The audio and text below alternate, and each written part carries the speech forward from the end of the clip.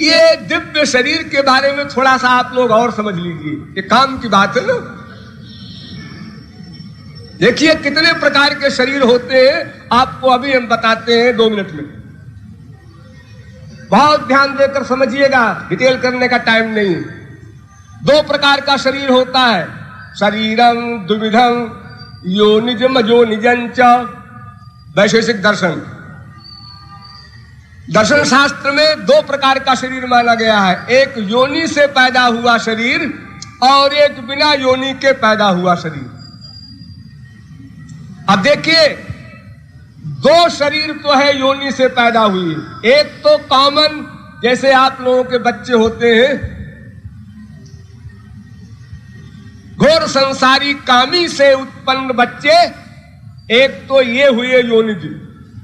और नंबर 2 जो ऊर्ध्वरेता अखंड ब्रह्मचारी है, उनका जीवन में कभी एक आध बार स्त्री संपर्क हो गया तो उससे उत्पन्न जो बच्चे हैं ये नंबर 2।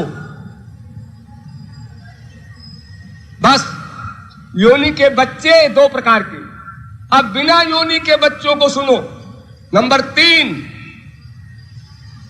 कोई ऊर्ध्वरेता ब्रह्मचारी किसी स्त्री को छू ले, हाथ से उसका सिर छू ले, कान छू ले, नाक छू ले और उसको बच्चा हो जाए, ये उससे भी ऊंचा है, नंबर 3।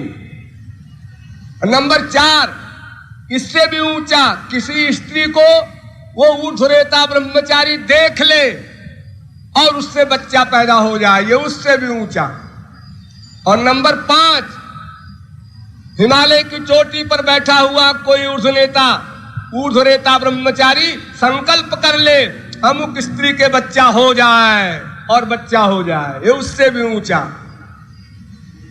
और इन सब से ऊंचा देवताओं का शरीर होता है, वो तेजस शरीर होता है, सूक्ष्म शरीर, उसमें खुशबू होती है।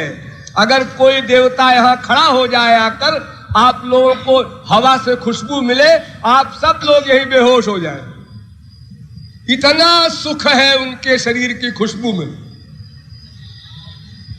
और उससे ऊंचा एक और होता है योगियों का शरीर, वो निर्वाण शरीर होता है।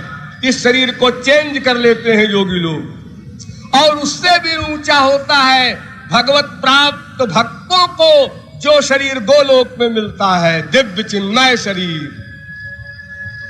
और भगवान का शरीर उससे भी ऊंचा होता है। अंतिम 9वां, हाँ ध्यान दीजिए, भक्त के शरीर और भगवान के शरीर में गोलोक में क्या अंतर है? दोनों का शरीर दिव्य चिन्मय, वही चमक, वही आकर्षण, वही सुगंधी, सब चीज वही, लेकिन फिर भी एक बड़ा भारी अंतर है। क्या अंतर? भक्त का शरीर अलग होता है और शरीर ही अलग होता है, अर्थात आत्मा और शरीर, ये 2 चीजें होती हैं। लेकिन भगवान का शरीर और शरीरी दोनों एक होता है। पद्म पुराण में लिखा है, देह देहि भिदा चैव नेश्वरे विद्यते क्वचित।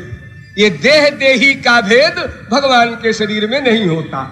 मैंने कल बताया था ना कि भगवान की आंख से ही सारा काम होता है, देखना, सुनना, सूंघना, सोचना, कान से ही सारा काम हो जाता है, एक इंद्रिय से ही हो जाता है। तो इस प्रकार भगवान का देह दिव्य है।